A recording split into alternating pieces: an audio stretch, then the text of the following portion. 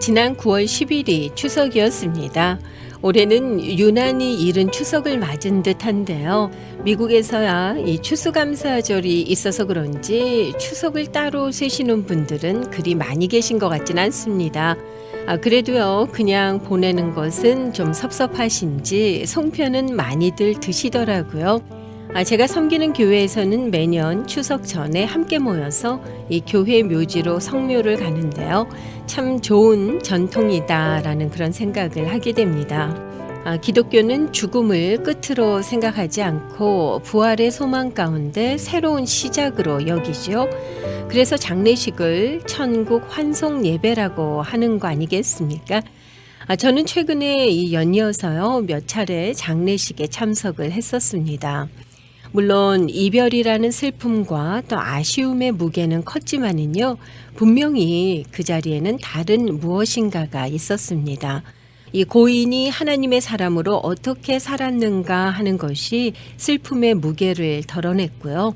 신앙의 유산이 더없이 값진 것이라는 것을 확인하는 순간 이 하늘나라에 대한 소망이 그 아쉬운 마음의 자리를 어느새 메우고 있음을 깨닫게 됐습니다. 우리 각자는 다 하나님께 부르심을 받았고 또 받은 사명이 있습니다. 거창한 그 무엇이 아니라요. 내 삶의 자리가 바로 부르심을 받은 자리, 사명의 자리죠. 우리의 생각과 기준이 아니라 하나님의 섭리와 또 그분의 시간표 속에서 이 땅에서의 사명이 끝났을 때 우리를 부르시는 걸 겁니다. 그 부르심에 응하지 않을 자 어디 있겠습니까? 유난히 자살률이 높은 한국, 여러분도 알고 계실 겁니다. 2022년 6월 현재도요, 한국은 OECD 회원국 가운데 자살률 1위라는 불명예를 안고 있습니다. 이는 평균치의 2배를 웃도는 수치라고 하는데요. 그래서일까요? 한국에서는 임종 체험이라는 것까지 생겨났습니다. 사실 죽음은 연습할 수도 체험할 수도 없는 거라는 것 모두가 알고 있죠. 그럼에도 불구하고 가장 비슷한 절차를 실제 밟아보는 것만으로도 삶에 대한 태도를 바꾸는데 큰 역할을 한다고 하네요. 실제 관을 앞에 두고 영정사진을 찍고 유언장을 작성하고 마지막에는 실제로 관 속에 누워보는 체험까지 하게 되면은요, 앞으로 남은 삶을 정말 후회 없이 살아야겠다라는 그런 다짐을 하게 된다고 하네요. 죽음을 좀 터부시하는 한국에서 과연 누가 이런 체험을 자진해서 해볼까 하시겠지만은요, 의외로 많은 사람들이 신청하고 있습니다. 특히 20, 30대 젊은이들이 많이 참여를 하고 있다고 하는데요. 놀라운 일인 것 같더라고요. 사람의 수명이 늘어나면서 모두가 웰빙에 관심을 갖는 시대였는데요. 이제는 well dying, well ending에도 관심을 갖는 사람들이 늘고 있다는 얘기겠죠. 특히 유언장을 쓰면서 자신의 삶을 돌아보고 가족 혹은 주변 사람들에게 못다한 말을 하게 된다고 하는데요. 대부분의 사람들이 고맙다, 미안하다라는 말을 한다고 합니다. 젊은이들은 부모에게, 부모는 자식들에게 말이죠. 무엇이 고마운지, 무엇이 미안한지 여러분께서도 상상이 되시죠? 대부분의 유언장에는 원망하는 말보다는 나 때문에 상처받은 사람들에 대한 미안함만이 가득하다고 하는데요. 특히 나이 드신 분들의 경우는 자식들에게 꼭 전하고 싶은 말로 형제간에 사이좋게 지내라. 인생은 정말 짧다. 열심히 살아라. 재미있게 살아라 등을 꼽았지만은요. 돈 많이 벌어라. 부자 되라는 등의 이 물질과 관련된 말을 남기려 하는 사람은 한 사람도 없었다고 합니다. 결국 누군가의 삶의 끝자리에 남게 되는 건 역시 사람과 사랑 아닌가 하는데요. 임종체험이란 특별한 시간을 통해서 사람들은 역설적으로 내 삶이 얼마나 아름답고 소중한 것인가, 더불어서 내 주변 사람들이 얼마나 소중하고 또 귀한 존재인가 하는 것을 깨닫게 되는 겁니다. 여기서 찬양 한 곡 듣고 가도록 하겠습니다. 항해자, 시와 그림의 노래로 준비해봤는데요. 함께 하시겠습니다.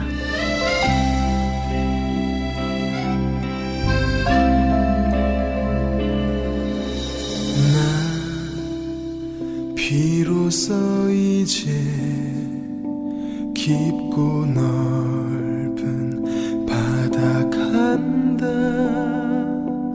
두려움에 떨고 있는 내 손을 주는 결코 놓치지 않으셨다. 나 비로소 이제 폭풍우를 뚫고 간다. 비바람에 흔들리는 나약한 나를 잡아주시는 그분은 나의 주님. 주 나를 놓지 마소서. 이 깊고 넓은 바다에 홀로 내 삶의 항해의 끝이 되시는 주님이시여. 난 의지합니다. 날 포기하지 마소서. 나 잠시 나를 의지하여도 내 삶의 항해의 방향을 잡아 주시옵소서.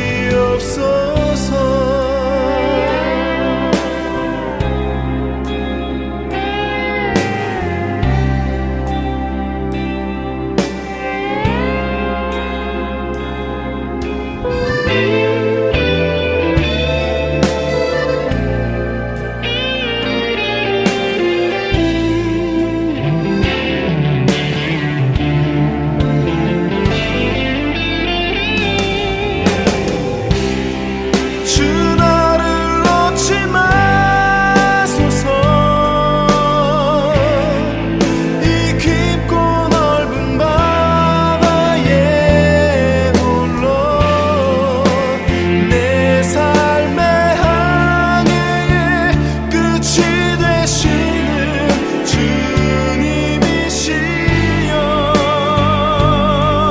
난 의지합니다. 날 포기하지 마소서. 나 잠시 나를 의지하여도 내 삶의 항해의 방향을 잡아 주시옵소서.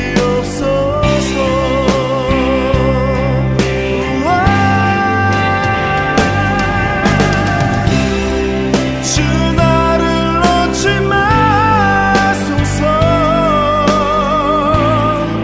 이 깊고 넓은 바다에 홀로 내 삶의 항해의 끝이 되시는 주님이시여. 난 의지합니다. 날 포기하지 마소서. 나 잠시 나를 의지하여도 내 삶의 항해의 방향을 잡아 주시옵소서.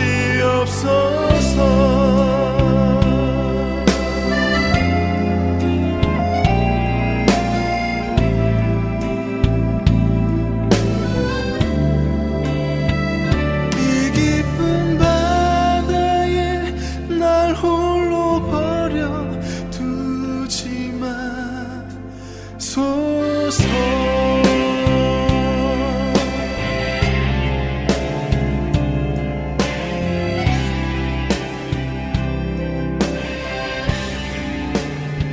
시와 그림의 찬양으로 항해자 함께 하셨습니다. 제가 참 좋아하는 찬양 가운데 한 곡이에요. 이 항해자 찬양 중에 이런 가사가 나오죠. 내 삶의 항해의 끝이 되시는 주님이시여 난 의지합니다. 이런 가사요. 자, 저 역시 제 삶의 항해의 끝은 주님이 되시기를 늘 바라고 있는 사람이거든요. 1997년에 출간된 이후 2020년까지 전 세계 50여 개국에서 무려 1,700만 부가 판매된 책이 있습니다. 모리와 함께한 화요일이라는 제목의 책인데요. 지금이 2022년 9월이니까 그동안 책이 더 많이 팔렸겠죠. 이미 읽어보신 분들도 계실 거고요. 읽지 않으셨다 해도 책 제목만큼은 아마도 들어보셨을 겁니다. 이 책은 실화를 바탕으로 하고 있습니다. 루게릭 병을 앓으면서 죽음을 앞두고 있는 모리 교수와 그의 제자 미치가 매주 화요일에 만나서 대화를 나누기 시작하죠. 그들의 대화 주제는 사랑, 일, 공동체, 가족, 나이가 든다는 것, 후회, 용서, 감정, 결혼, 죽음 등의 주제로 이야기를 나누게 됩니다. 그러면서 삶이 잃어버린 것들을 찾아가는 이야기인데요. 한때 이 책은 모든 독서 클럽에서 선택된 책이기도 했습니다. 모리와 함께한 화요일이 이렇게 많은 이들에게 감동적으로 읽힌 이유가 뭘까요? 학교 졸업 후 아주 오랜만에 마주한 제자에게 모리 교수는 먼저 묻습니다. 마음을 나눌 사람을 찾았나? 지역사회를 위해서 뭔가 하고 있나? 마음은 평화로운가? 최대한 인간답게 살려고 노력하고 있나? 모리 교수는 죽음은 생명이 끝나는 것이지 관계가 끝나는 것은 아니라네 라는 말을 끝으로 눈을 감게 됩니다. 바로 그 두 사람이 나눈 대화 하나하나가 삶의 의미를 일깨워주기 때문에 모두가 이 책을 읽고 또 감동을 받은 것 아닌가 싶어요. 앞서 말씀드린 임종 체험과 일맥상통하는 부분이 있죠. 제가 9월을 시작하면서 톨스토이의 단편소설 이야기를 이 시간을 통해서 여러분께 드렸었는데요. 많은 분들이 좋아해 주셨습니다. 자, 이제 9월이 가기 전에 톨스토이의 명언 하나를 더 전해드리고 싶습니다. 톨스토이는 이런 이야기를 남겼습니다. 이 세상에 죽음만큼 확실한 것은 없다. 그런데 사람들은 모두 겨우살이는 준비하면서도 죽음은 준비하지 않는다라고요. 모리와 함께한 화요일이 전 세계적인 베스트셀러가 된 이유도 여기에 있지 않을까요? 성경 시편에는 이런 말씀이 있습니다. 우리에게 우리날 계수함을 가르치사 지혜로운 마음을 얻게 하소서. 자, 오늘이 그 지혜로움을 얻는 첫날이 되었으면 하는 그런 바람을 가져봅니다. 자, 오늘도 변함없이 이 시간 애청해 주신 여러분께 감사드리고요. 저는 다음 주 월요일 이 시간에 다시 찾아뵙도록 하겠습니다. 안녕히 계십시오.